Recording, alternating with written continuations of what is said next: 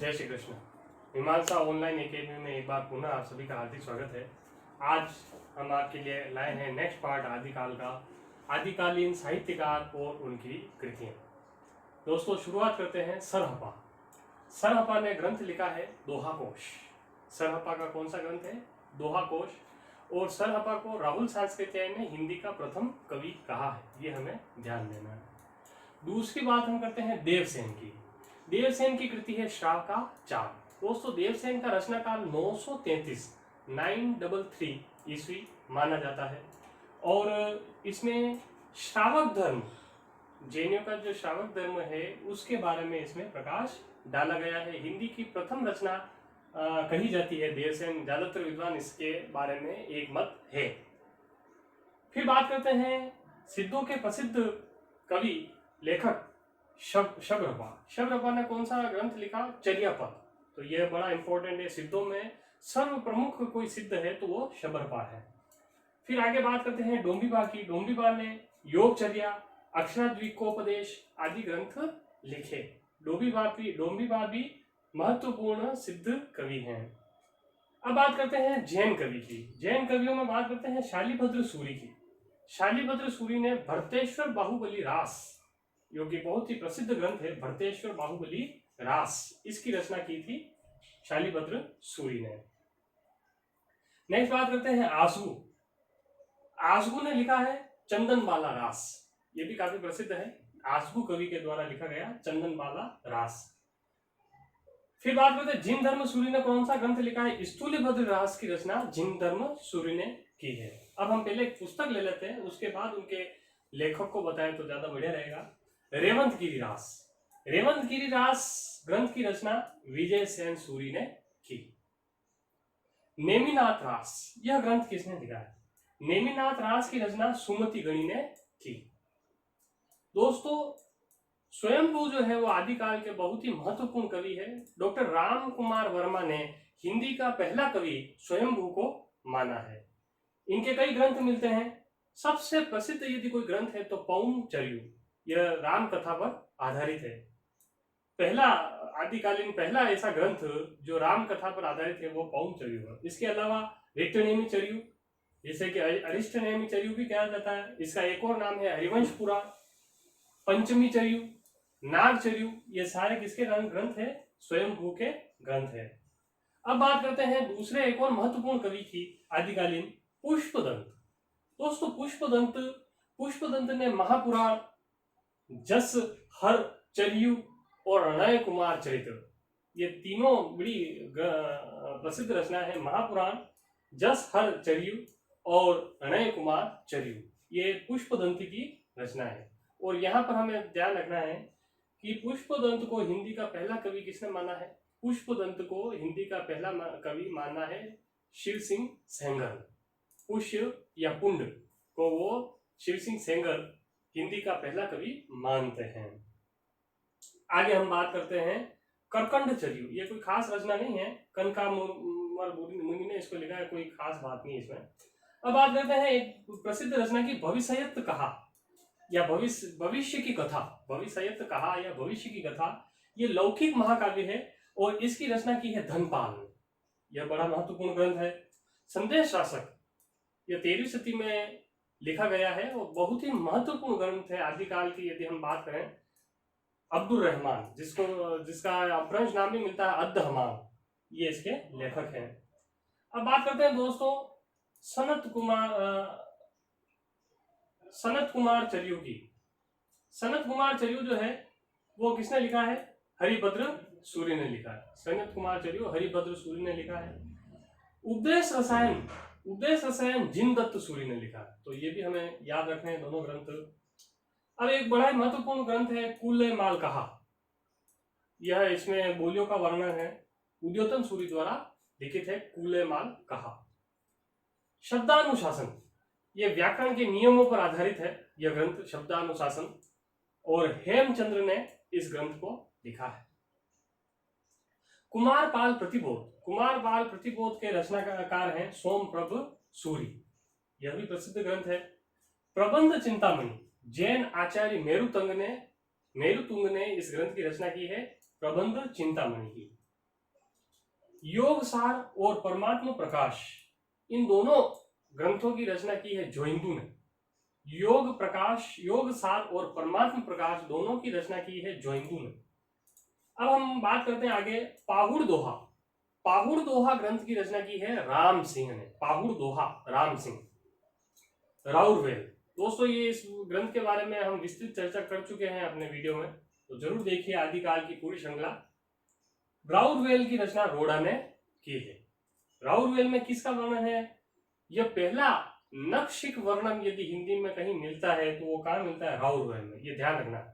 और हिंदी में प्रथम बार 12 मासा का वर्णन मिलता है बीसलदेव रासों में, जबकि नखशिख का वर्णन मिलता है राउरवेल में। ये महत्वपूर्ण बात है। अब हम आगे बात करते हैं उक्ति व्यक्ति प्रकाश। ये व्याकरण ग्रंथ है। जैसे शब्दानुशासन की बात की थी हमने हेमचंद्र की, वो भी व्याकरण ग्रंथ था। इसी प्रकार से उक्ति व्यक्ति प्रकाश, यह भी एक व्याकरण ग्रंथ है। ये दोनों व्याकरण ग्रंथ है। और उक्ति व्यक्ति प्रकाश की रचना दामोदर शर्मा ने की। बात करते हैं आगे वर्ण रत्नाकर। वर्ण रत्नाकर काफी प्रसिद्ध ग्रंथ है। ज्योतिरीश्वर ठाकुर इस ग्रंथ के रचनाकार है। वर्ण रत्नाकर किसने लिखा? ज्योतिरीश्वर ठाकुर ने। प्राकृत पेंगलम। प्राकृत पेंगलम ग्रंथ से कई लेखकों ने, कई कवियों ने अनुकरणात्मक बातें यहाँ से ली और अपने ग्रंथों का निर्माण किया था। तो यह काफी प्रसिद्ध ग्रंथ है। इसके रचयिता है लक्ष्मीधर। बात करते हैं आगे जयचंद प्रकाश और जय मयंक जस चंद्रिका।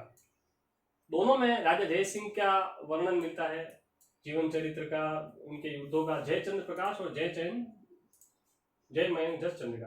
दोस्तों जयचंद प्रकाश तो लिखा है भट्ट केदार ने, जबकि जय मयंक जस चंद्रिका लिखा है मधुकर कवि ने। तो दोनों में अंतर हमें याद रखना है और दोनों के लेखक अलग अलग है, इसको हमें समझना है। ये कंपटीशन एग्जाम में अक्सर पूछे जाते हैं। हरिचरित्र लालच दास।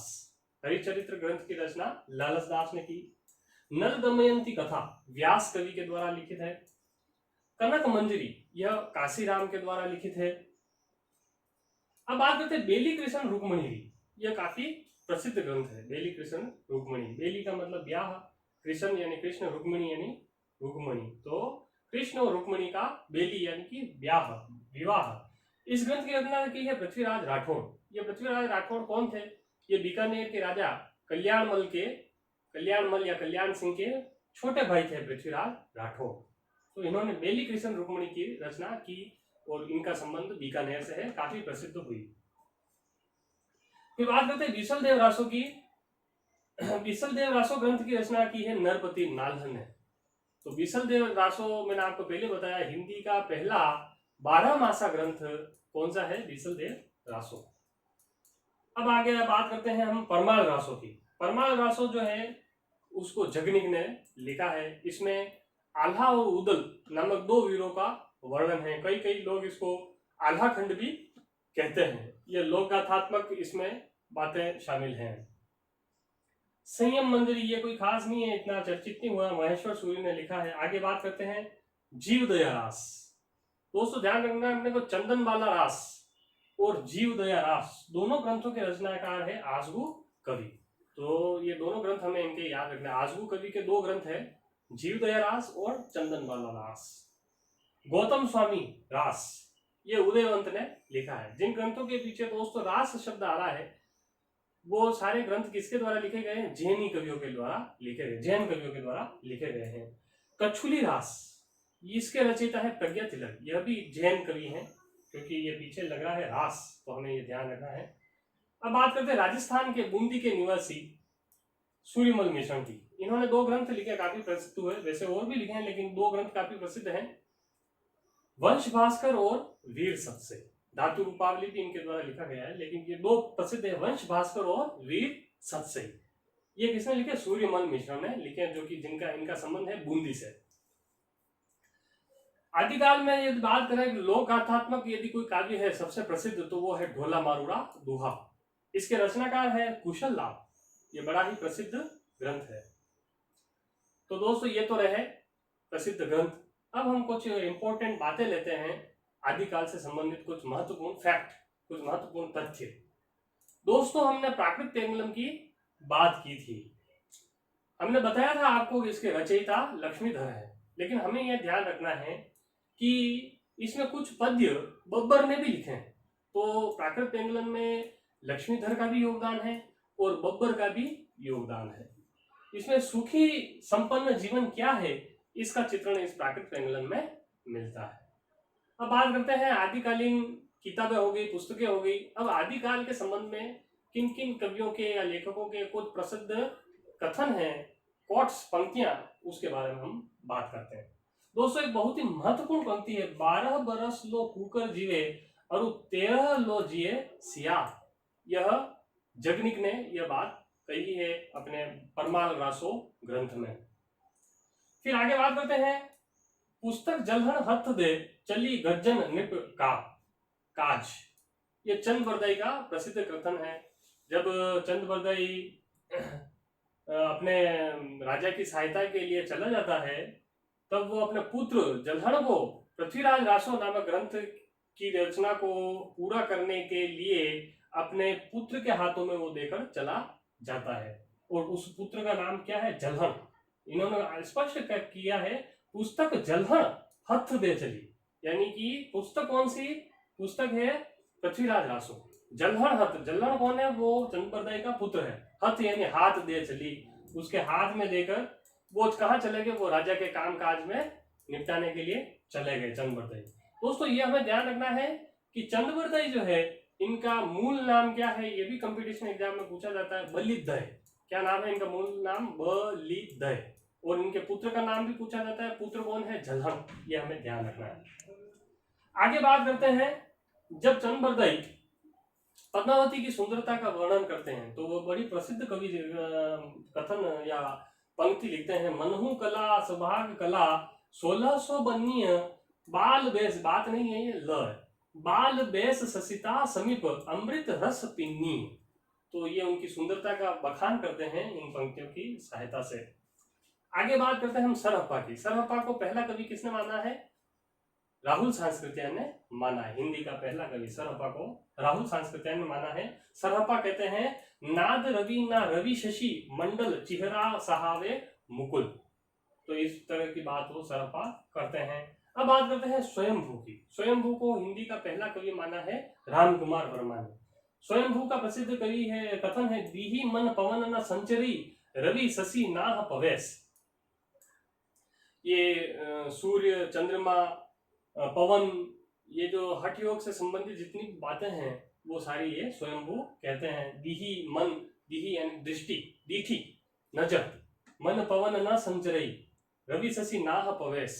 तो अब आगे बात करते हैं हम पुष्पदंत की। पुष्पदंत ने एक कथन कहा है, राम कहा सरी एक सोहंती।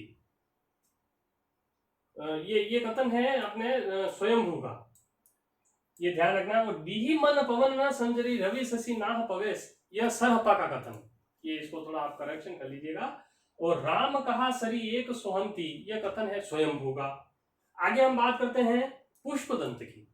पुष्पदंत ने भी बड़ा ही महत्वपूर्ण कथन कहा है, जिह दिसी दिसी तिमी रही मिली आई, इन दिसी दिसी जा रही मिली आई। तो ये कथन किसका है? पुष्पदंत का आदिकालीन बहुत ही महत्वपूर्ण कथन है।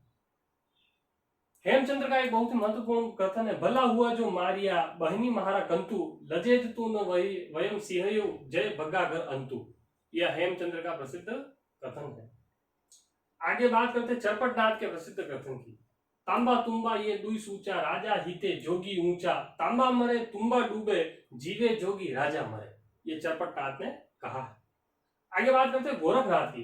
गोरखनाथ कहते हैं, किसका बेटा किसकी बहू, आत सवारत आप तनिए पर आप सवारत मिलिया सब। ये गोरखनाथ का कथन है। आगे वापस गोरखनाथ लिखते हैं, सोवता अवधु जीवता मुआ, सोवता अवधु जीवता मुआ, बोलता अवधु पिंजरे सुआ। सुआ यानी तोता, ये पिंजरे है। नेक्स्ट बात करते हैं, वापस गोरखनाथ की ही बात करते हैं। 9 लख पात्री आगे नाचे पीछे अखाड़ा, ऐसे मन ले जोगी खेले तब अंतरी भंडारा। तो ये आंतरिक शुद्धि की बात करते हैं। और ये कथन किसका है? गोरखनाथ के हठ योग पर आधारित है। इनका जो दर्शन है वो हठ योग पर आधारित है। अब बात करते हैं विद्यापति की। विद्यापति ने कहा है, कनक कदली पर सिंह समारल, तापर मेरु समानी। यह विद्यापति का कथन है। तो दोस्तों इस प्रकार से यह आदिकालीन प्रमुख किताबें, पुस्तकें, आदिकालीन प्रमुख कथन, ये सब हमने आपके सामने प्रस्तुत किए हैं। आपको हमारा यदि प्रयास अच्छा लगा हो, जरूर सब्सक्राइब कीजिए, लाइक कीजिए, शेयर कीजिए। नमस्कार।